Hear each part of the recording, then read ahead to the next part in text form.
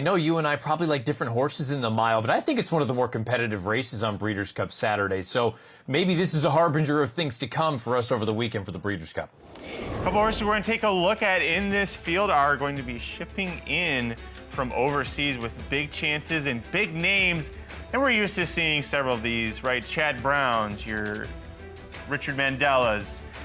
You've got Johannes representing California for Tim Yakteen. However, outside of all of that, we're focusing on first the number 4, Diego Velazquez, 8-1 on a horse for Aidan O'Brien and Ryan Moore, the top jockey-trainer combination in the history of European turf racing. And you're getting 8-1. What is so key about Diego Velazquez for you, Matt Bernier? Well, there's a few things here, Curtis. First, let's take a look at a backtrack. This is from the Solana Way in his most recent start at Leopardstown. On September the 14th, you'll note that he's forwardly placed in this race, and that's kind of the key to this runner. He's a 3-year-old, and he's only gotten better as the season's gone on, but he's not sort of what we think of typically, I would say, as European runners. He doesn't come from way out of it. He does have that good positional speed.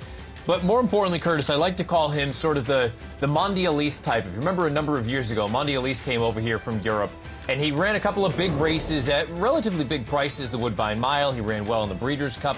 But if you went through all of his past performances, there was a marked difference between the races in which he went left-handed and the races in which he went right-handed or over the straightaway. And I look at Diego Velazquez. He's 3 for 3 going left-handed. He's 1 for 5 going over the straight or right-handed. I think finally they figured out what he wants. He wants a middle distance, and he'd like to go left-handed. Well, that's Aidan O'Brien and Ryan Moore with the 4 Diego Velazquez, 8-1 on Jeff Siegel's morning line. Now, I'm going with a horse who's a little bit shorter price, but has the top connections. William Buick riding the Godolphin homebred, notable speech for trainer Charlie Appleby. He's literally never lost this race. He's tried it 3 times. He's won it 3 times. Notable speech you see here in the Sussex Stakes, a Group 1 event, part of Glorious Goodwood.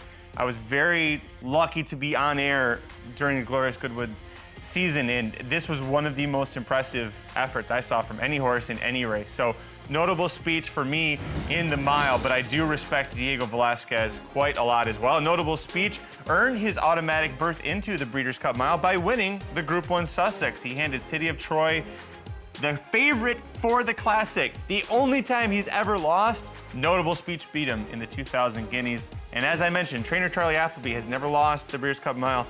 Last 3 editions, Modern Games, Space Blues, Master of the Seas. And get ready, the son of Dubawi, notable speech, going to etch his name in history. Or will Diego Velazquez upset? We're about to find out in 3 days.